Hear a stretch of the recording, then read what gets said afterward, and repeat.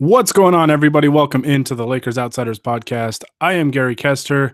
I am joined today by Hani Amadian. Hani, it's almost Thanksgiving. What's going on, man? Oh, that's right. Hani's busy tonight. He will not be on the podcast, but I can always rely on my good pal Jacob Rude. Jacob, how's it going?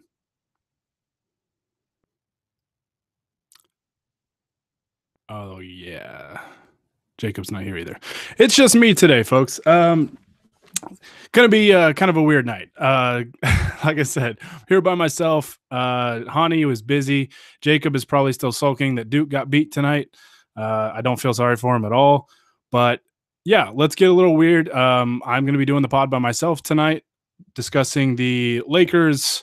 I want to say hard fought win, but I don't know if it was necessarily hard fought. It was hard for them to win, apparently, but the Lakers get a win in Cleveland, 109-105, in LeBron's return to Cleveland to play his old team, the Cleveland Cavaliers. And man, it was a tough game. It was a tough game to watch. It was a tough game for the Lakers to win, apparently. And I'm going to dive into that here in a minute. But before I get started, the Lakers Outsiders podcast is always on YouTube, iTunes, and Podbean. So if you like the pod, you can always subscribe to the podcast on all three of those platforms. You can always find it also on LakersOutsiders.com. You can follow us on Twitter and Instagram and like us on Facebook to get all of our content. And if you like the pod, and if you do go subscribe to the pod on those three platforms, especially on iTunes, leave us an iTunes review. We really, really appreciate those, and they help us out tremendously. So we really, really appreciate more iTunes reviews. You guys we appreciate you for listening, but we love feedback on how to get better. I'm sure there's gonna be a lot of feedback after this because this is kind of weird doing this by myself. But hey, let's get weird. Let's have a little fun. It's the day before Thanksgiving. Let's just do this. So, as I mentioned, the Lakers get another road win at Cleveland. Far from impressive. To say the least, far from an impressive win, but it's a win nonetheless. It counts all the same. And the Lakers move to 10-7 on the season. They get a win in LeBron's return home. Obviously kind of an emotional game for, a number of different reasons. It's LeBron's first game back in Cleveland since he left for the second time. This one was a much different game than the first time he returned. Obviously, when he was a member of the Heat, there was a lot of animosity from his hometown and a lot of boos and a lot of signs, and that showed a lot of displeasure with LeBron James. And tonight was the complete opposite. I think the Cavs franchise and the crowd there all did a fantastic job really showing appreciation for LeBron James, and as they should. The guy, dragged the Cavaliers out of NBA purgatory basically single-handedly. I mean, when he got there, it was just a whole different ballgame for them, and they were, consistently in the playoffs and competing for championships, and finally got one in 2016, and one of the most, amazing sports comebacks that we've ever seen. In the 2016 NBA Finals over the Golden State Warriors. And so it was awesome to see LeBron get some recognition, and I really thought it was a nice touch by the Cavs, not only to really remember what he did for them on the court, but kind of shed some light. And really the tribute video that they showed during the first time out focused on what he's done off the court for that community in Cleveland. And I thought that was a really nice touch by the Cavs and their franchise, and it was really nice to see, and I think LeBron really appreciated that as well. But at the end of the day, he had a game to go play. He had a game to go win. I found it very, very hard to believe going in that LeBron was going to allow the Lakers to leave that arena with a loss. I just kind of refused to believe it was going to happen. And for a little while there, especially late in the game, I started to believe that was what was going to happen. It was very ugly game. The Lakers were very sloppy with the basketball, a lot of turnovers, and didn't force a lot of turnovers. The Cavaliers were turnover free in the first half. The first team in the NBA this season to go a half, I think is what they said, or maybe it was just the first half, but they went the first half with 0 turnovers, and the Lakers had 9. And that was kind of the difference in the game early on. And it didn't get a whole lot better as the game kind of dragged on, but the Lakers did ramp up their efforts, especially in the last 5 minutes or so. Cleveland, with about 5 minutes left, went up 99-91. And from that point, the last 4 minutes and 30 seconds, the Lakers outscored them 18-6 to win 109-105. Like I said, to get to 10-7 on the season. Just some thoughts from tonight's game. First and foremost, LeBron James is really good at basketball. I mean, he carried the Lakers, especially in that second quarter. The Lakers were falling behind. I think they fell down by 9. Maybe 11. I know it was 9 for sure. So I mean, they were in some dangerous territory there early in the first half, in the second quarter, and he kind of brought him back and got him back within 3 points going into halftime, and then it was kind of back and forth a little bit until the Cavs put together a little run, created some separation, and then LeBron and the Lakers kind of said enough, and they basically stole this win. But there's a reason why the Cavaliers are 2-14 now, and I like to think that the Lakers are becoming a good team.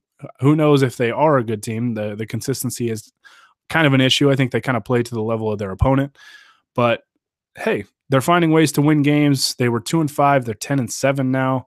That's a hell of a turnaround in a very quick period of time. So it's very, very nice to see that the Lakers are just finding ways to win games, and especially early in the season, going through this adjustment period with a lot of new faces, with Rajon Rondo out, not having their backup point guard. I know a lot of people don't like him. I am probably a bigger Rondo fan than most people. I don't think he's one of the best players on the team necessarily, but he is an important piece of the rotation. And I think his leadership out there and his basketball IQ really helps out a lot.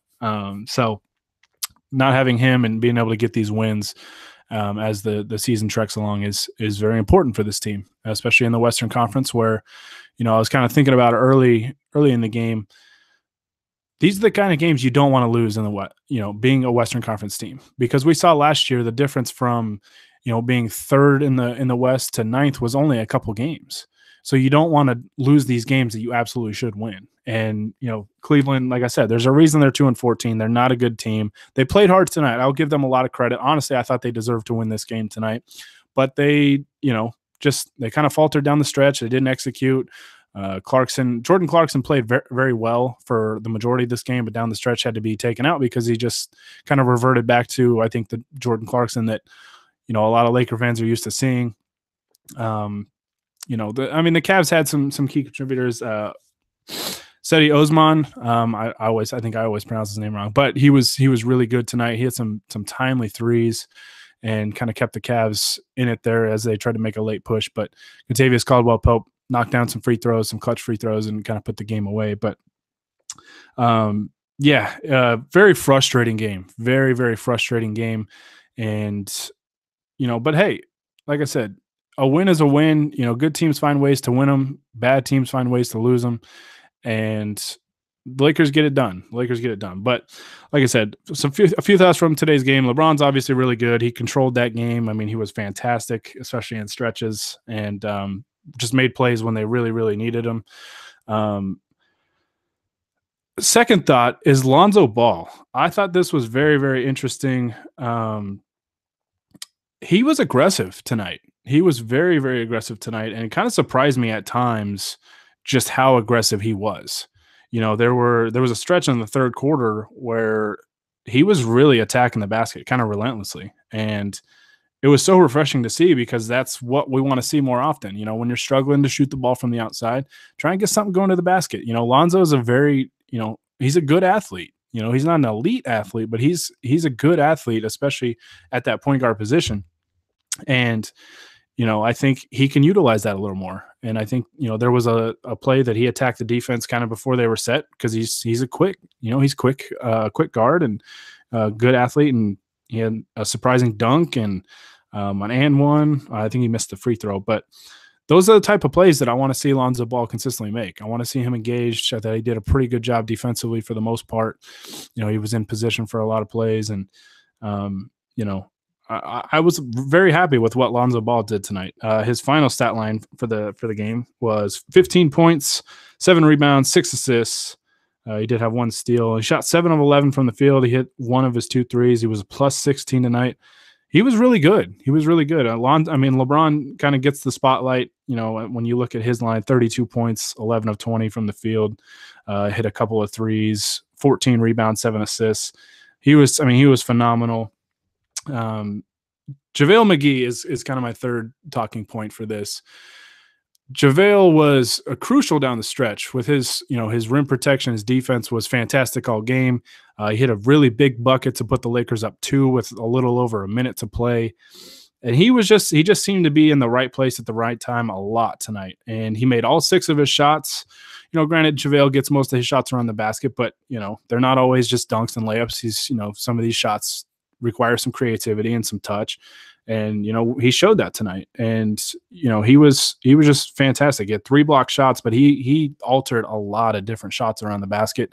And, you know, I was really, really pleased with how he played. The bench unit wasn't great. Josh Hart sounded like sprained an ankle, but he did come back in the game. So hopefully he's okay. Tyson Chandler kind of took a shot early in the game. I don't know if it was to his midsection or what was going on with that, but he was in some discomfort early in the game as well. Lance Stevenson I thought he was awful in the first half. The second half, he started to make some plays. He created some shots for other guys. He found Caldwell Pope in the corner for a timely 3. He hit Josh Hart trailing in transition, which was a very, very nice pass that created an easy bucket. Guys made plays here and there when they needed to. The defense kind of came and went. Offensively, I thought in the first half the Lakers were kind of just going through the motions a little bit, and it was frustrating. There wasn't a whole lot of energy in the building. It seemed pretty dead. In all honesty, it seemed pretty dead, and it was surprising, I guess, and I know, that's kind of what you get with a team that's got 2 wins, 2-13 coming into the season. But I figure with LeBron returning, there was probably going to be a lot of Laker fans there. It was going to be a pretty electric crowd, because of that return and so on and so forth. But it was pretty quiet for most of the night. And, it kind of livened up a little bit in the second half when Cleveland looked like they were about to spoil LeBron's return home.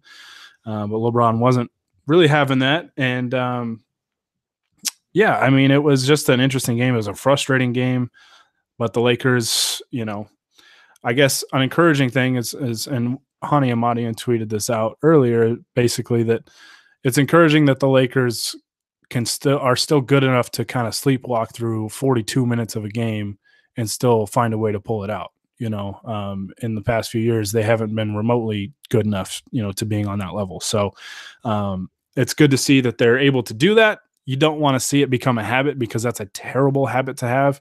Unless you're really, really good, you can get away with that more often. A team like the Warriors in the past few years obviously has probably done that a lot, where they just kind of ramp it up when they need to and they go get a win. But we're seeing it now. I mean, they're obviously hurt. Steph Curry is out and Draymond Green's out, but they've been kind of on a slide here lately. So it's, like I said, it's just not a habit you want to build. But luckily, the Lakers get the win and move to 10-7 on the year. They're right in the thick of things in the Western Conference standings. I mean, things are so bunched up out there. Some teams ahead of them lost tonight. The Blazers got crushed in Milwaukee. I think they lost 143-100. It was a 40-plus point loss.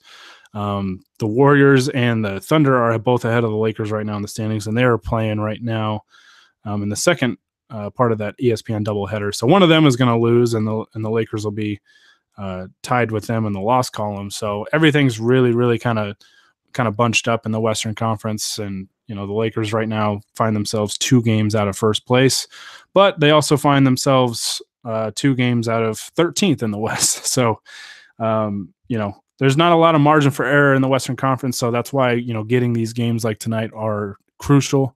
They're important. You don't want to just rack up those wins any way you can. Obviously you want to beat everybody, but if you can at least beat the teams you're supposed to beat, that can go a long way. We've seen that in the past, teams getting in the playoffs simply from beating the teams that they should. So, like I said, frustrating game, but hey, you take wins however you can get them. And especially a game like that is a little funky, I guess, because LeBron, it's kind of his homecoming game playing against Cleveland, and just different circumstances. Not a normal game, even though, the Cavs are without their best player in Kevin Love, and they're a little, they've got some injuries and things like that. But you played the team that's in front of you, and the Lakers played, poorly for most of the game, but they were able to get it done.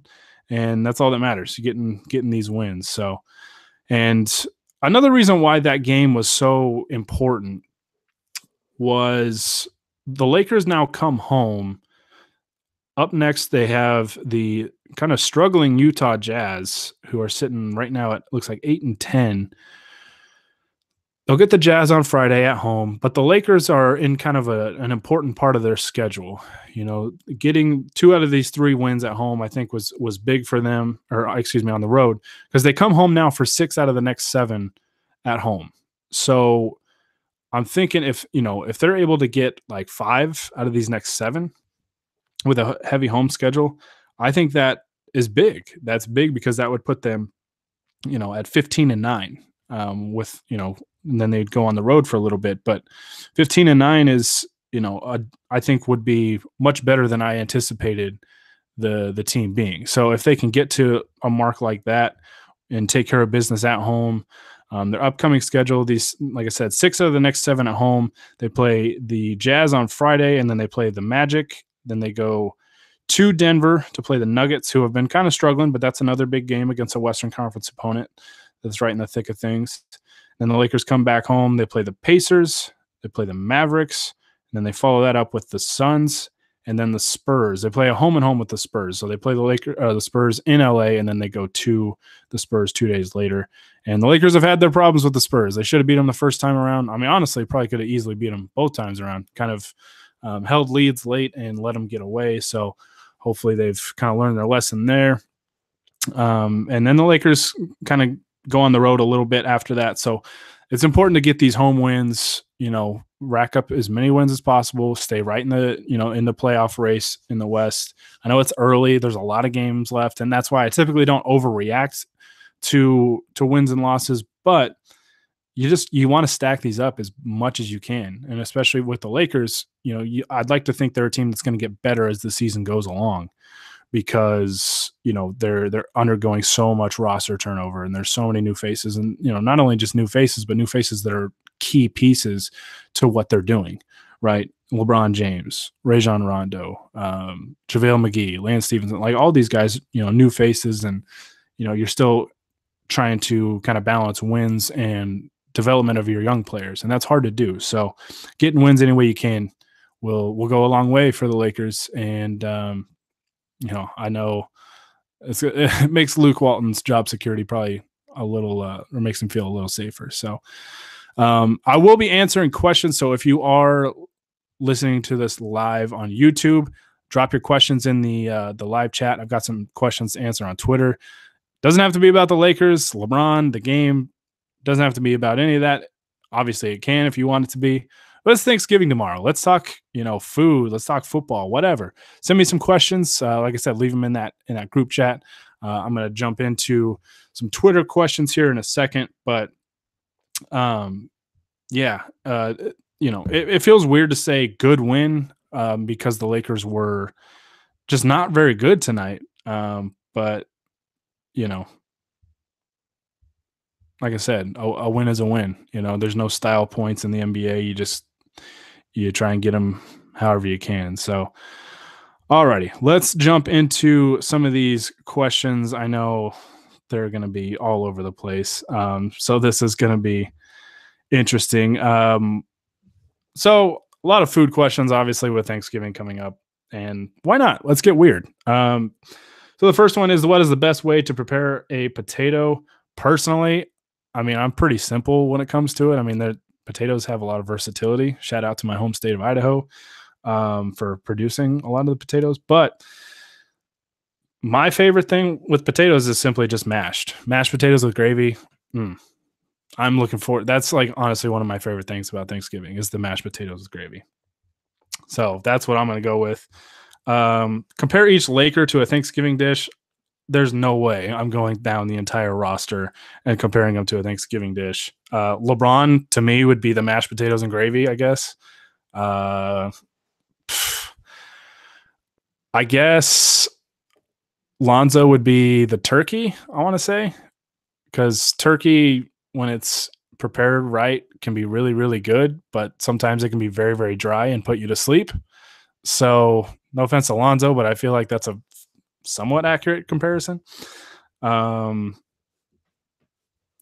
man, this is actually tough. I'll try and do a couple more, but I want to say Kyle Kuzma is the stuffing.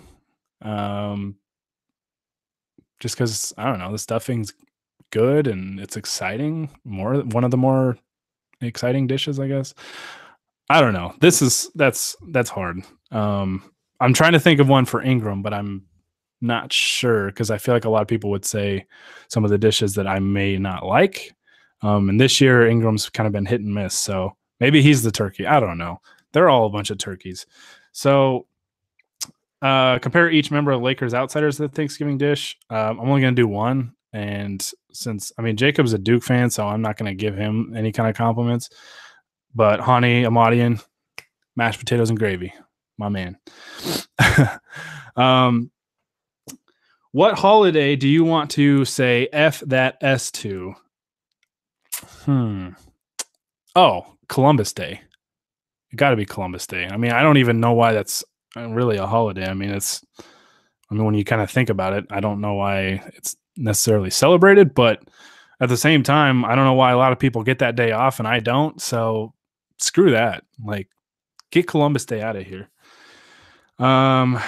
Which member of the Lakers are you most thankful for? It's got to be LeBron. I could try and think of something stupid and funny to say, but honestly, it's late. It's been a long day. The Lakers put me through hell for 3.5 quarters tweeting that game. And yeah, it's got to be LeBron, the mashed potatoes and gravy of the Lakers.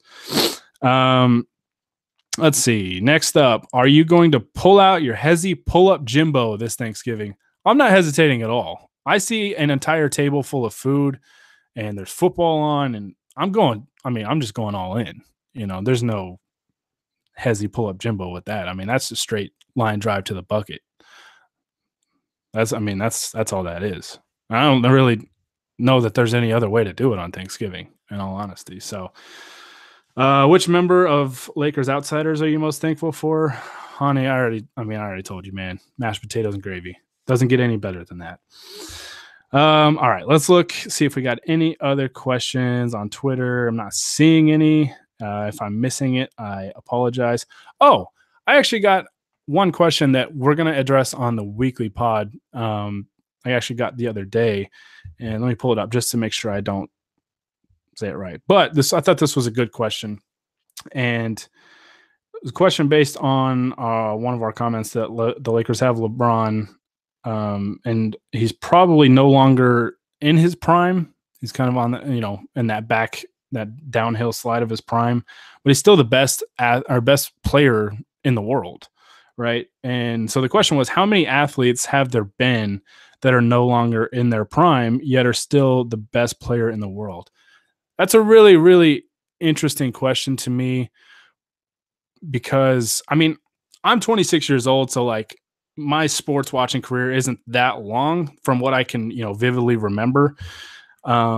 I don't really know. LeBron is obviously, one that's going now. I'm trying to think. Maybe you could say like Tom Brady, but I'm trying to think. Nothing's coming to my mind off the top of my head besides, I guess, those two. Maybe Michael Jordan was. I was super young when Jordan was kind of winning his championships. I was born in 92. So, yeah, I'm honestly not sure. I'd have to kind of look into that one, but that's a really good question. And hey, if you got an answer, leave it in the comments and we'll definitely bring that up on our next weekly pod, which is going to include more Lakers trivia of Hani trying to guess where certain Lakers went to college because, man, I didn't think anybody could be that bad at it. But, honey, you got work to do, bud. All right. So, a couple of comments and questions in the YouTube live chat that I'll get to before kind of getting out of here. Not going to be an overly long pod today because I'm by myself. It's a little kind of a little funky not having anybody to chat with here, but just some comments. Just said what's going. Terrell Gates. So what's going on, fellas? Another win tonight. It's been a good stretch. Has been a very good stretch for the Lakers. They were 2-5, and now they're 10-7. So what is that? 8-2 in the last 10. I hope my math is right. If not, that's really embarrassing. But very good stretch for the Lakers. They've been playing some good ball, playing to the level of their competition is a good and bad thing, because they seem to hang with the really good teams and the bad teams they should beat. They make things a little harder than they need to, like they did tonight. And that's not good. But hey, if you're competitive and you're in these games and you avoid games like the Magic game where you can just get blown out, that's I think you can live with that. If you're in a position to try and go win the game in the fourth quarter, sometimes that's all you can ask for. So interesting question here. Thoughts on Isaac Bonga from what we have seen with the South Bay Lakers. Bonga is really, really interesting. I remember when the Lakers drafted him, I didn't know a ton about him. Those overseas prospects are kind of tough to get a lot of film on, get a lot of intel on. The accessibility is just not the same, for the college players here, in the United States. And Bonga was a guy that as soon as I started watching his tape, I was intrigued. He was, 18 years old, very, very young. And he's essentially a 6'8", 6'9" point guard. He had some handles and, good athletic ability, good physical tools, and, really interesting prospect, very interesting prospect. And I think I've been very, very pleasantly surprised with his play with the South Bay Lakers and what he can do. His shot, his 3-point shot, especially, is coming around. He's hitting jumpers. And granted, I always take it with a grain of salt because it is the G League. The G League and the NBA, there's a massive gap, especially defensively. You'll see a lot of guys that can put up big numbers in the G League that come into the NBA and can't come even close to that. So, you take it with a grain of salt, but Bonga is a guy that I think just turned 19 recently. He's very, very young, but a lot of physical tools, with his frame, his height, his length, athletic ability, all that kind of stuff. There's a lot. There's a good foundation to build upon. And I think he's shown a lot with his time with the South Bay Lakers. And he's definitely somebody to keep an eye on. I think maybe in a couple of years, he could be an important part of the rotation for the Lakers. So it'd be nice. It'd be nice to get, another good, solid young player on the team, and, kind of a cost controlled contract, and, all those kind of perks that you have of having good young players. So Bonga has been very, very impressive, and I'm very excited to see his development moving forward, because I think there's a lot to work with. Opinions on candied yams, good, bad, or great. I'm like the worst person to ask this, probably, just because I'm honestly not a big fan of yams. I don't hate them, but I don't know. There's just something about them to me. Maybe it's the texture or whatever, that I'm just not a huge fan of them. So I'm not a great person to ask on that, I guess. For me, I don't want to say they're bad. It's just yams in general, I guess, are just, I don't know. They're okay for me, but not one of my favorite Thanksgiving dishes. I'll just say that, I guess. But all right, I think that is it in terms of questions. I'll kind of go on here for a little bit and see if any more pile in. But this was interesting, talking to myself, talking to you fine people. I appreciate those of you that have sent me questions and listened in, and interesting night for the Lakers. Started out very, very emotional, and then kind of dull, and got nervous, and they get a win. And it's on to the next one. The Lakers will be off tomorrow, as will all NBA teams. They kind of take a step to the side and let the NFL have their day on Thanksgiving Day, and then the Lakers will be back in action on Friday against the Jazz, which will be an interesting game to watch because, like I said, the Jazz are kind of struggling right now. It's a team that the Lakers struggled with last year. Of course, the Jazz looked a lot better last year than they have so far this season. But I don't typically like playing against teams that are struggling because it kind of means they're due for a really good performance. And the Jazz are just an interesting matchup for the Lakers, and this is the first time we've seen them, with LeBron. So that'll be something that's kind of fun to watch, and it's good to if the Lakers can rack up some wins against Western Conference opponents. You never know when those tiebreakers might come into play, whether it's head-to-head or conference record or whatever. So it'll be an interesting game. Plus, there's always kind of the trap for these teams that when they go on a road trip, usually it's a longer road trip, but when you come back, it just seems to be that first home game, teams kind of come out a little flat. And I don't know if that'll happen to the Lakers, coming back from just a 3-game road trip, not a very long road trip, but it is a lot of travel. They went from LA down to Orlando and then, a quick trip over to Miami. And then they went up to Cleveland and then they'll fly all the way back to LA. So it'll be interesting to see if they come out or what kind of intensity level they come out with, what kind of effort and energy, how much energy they have and all that stuff. So one more last question that we got. Was this Lonzo Ball's best game this season? He needs to drive to the rim more often. I don't know. I mean, it's hard to say just off the top of my head because, the Lakers have played 17 games. He's had moments where he's looked really good and he's had moments where he is almost invisible out there. I want to say it was his most encouraging game because I think, I always say this with Lonzo, that even when he's not scoring, he can impact the game in so many different ways. And it was nice to see him do that. But then he kind of took it upon himself to be aggressive and try and go score the basketball and really attack. And I think it kind of caught the Cavs off guard at first. I think it caught everybody off guard that Lonzo's, aggressively attacking the basket. He threw down a dunk, had an and one or a foul, shot made plus a foul, even though he missed the free throw. And I just want to see that more often. I think it was the most encouraging game that we've seen from Lonzo Ball in probably quite a while. Even knocked down a 3. That was nice to see, avoiding those games where, you go 0 for 4, 0 for 5 from 3 would be nice. And Lonzo splits this year.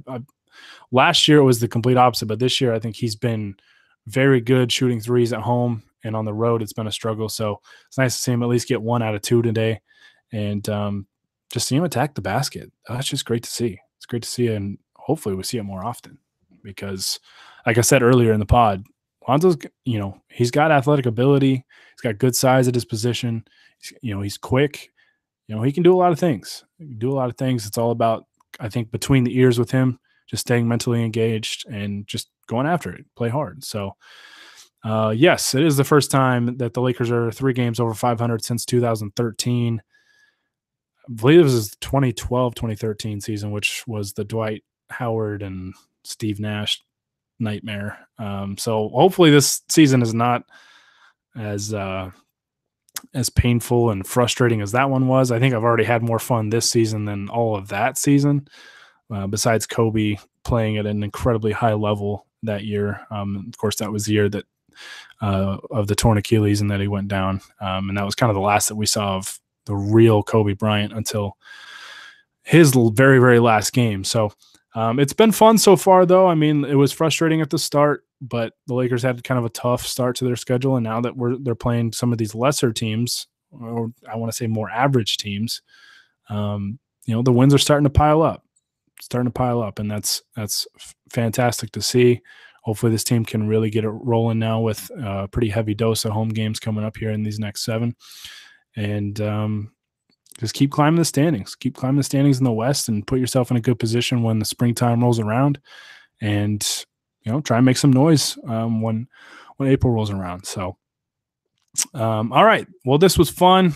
Little weird talking to myself, like I said. But as I mentioned at the start of the podcast, You can subscribe to the pod on YouTube, iTunes, and Podbean. And if you subscribe to us on iTunes, please leave us a review, leave us some feedback, give us a rating on what you like, what you don't like, what you'd like to see us do better. We are always open to feedback on how we can improve the pod and these YouTube live streams and just everything with the site. So always appreciate that feedback. Let us know in an iTunes review. As I've mentioned on earlier podcasts, we are also taking suggestions on what the punishment is going to be for the member of Lakers Outsiders with the worst record tweeting games this season, which it's pretty much determined it's going to be Dylan because the Lakers are 0-2 when Dylan tweets the games. And he was at the game tonight. So shout out to Dylan for being at the game. And I mean, if they lost, Dylan was probably going to be fired. Not really, but seriously, Dylan, you might just have to keep your distance from this team because you seem to be bad luck. But yeah, so you can subscribe to us on those platforms, and like I said earlier, you can find all of our content on LakersOutsiders.com. Follow us on Twitter, Instagram, like us on Facebook, all that fun stuff. One last question. What do I think of the rumor about Bradley Beal to the Lakers? Would I like that move? Yes and no. I think Bradley Beal is I think he's a very good player. And he would be really a perfect fit next to LeBron James. The issue is the Lakers have put together a plan that includes saving max cap space. They did it this past offseason, helped them get LeBron James. Part of, I think, the pitch to LeBron was, hey, we have all this extra cap space this season to try and find somebody. And if not, you can punt it until next offseason and try and get somebody then. And guys like Kevin Durant, Kawhi Leonard, Klay Thompson, those Jimmy Butler, those are guys that could very well be on the market as free agents. And having that money to give yourself a chance to go get another star to put with LeBron James, I think is important. They've set this up for a while now. You got to stick to that. And the thing with Beal too is it gets kind of tricky. The Lakers would probably have to still wait a few more weeks to really match his money because new contracts can't be traded until December 15th. So a guy like Kentavious Caldwell-Pope would be a contract to help them make the money work, or Rajon Rondo. But at the same time, if you're the Wizards, I don't see why you'd still want to get rid of Bradley Beal just to get rid of him. He's a good player. He's not very old. I've seen some people suggest kind of low ball offers for Bradley Beal, and I still don't think the Wizards would take it. I still think they would only trade him if they're getting a lot of value in return. So, but that's a good question. We'll talk about that a little bit on the weekly pod because I know Jacob kind of feels a little differently about it. So we'll argue like North Carolina fan and a Duke fan would. Plus, I mean, he's probably just a little bitter because Duke got beat tonight. That's all I'm saying. But all right, now I'm really signing off. Again, thank you guys so much for tuning in. We really appreciate it. Always appreciate the feedback, the views, all that stuff. We appreciate you guys for the support. We will most likely be back Friday night after the Jazz game, hopefully talking about another Laker win. But until then, have a great Thanksgiving, everybody. Enjoy some time with your family, your friends, whoever you celebrate with. Watch some football if that's your thing. It's definitely my thing. Enjoy the holiday. Hope you guys enjoy a long weekend, and enjoy it. Have fun. Be safe. And until next time, this is Gary Kester signing off and wishing you guys a happy Thanksgiving.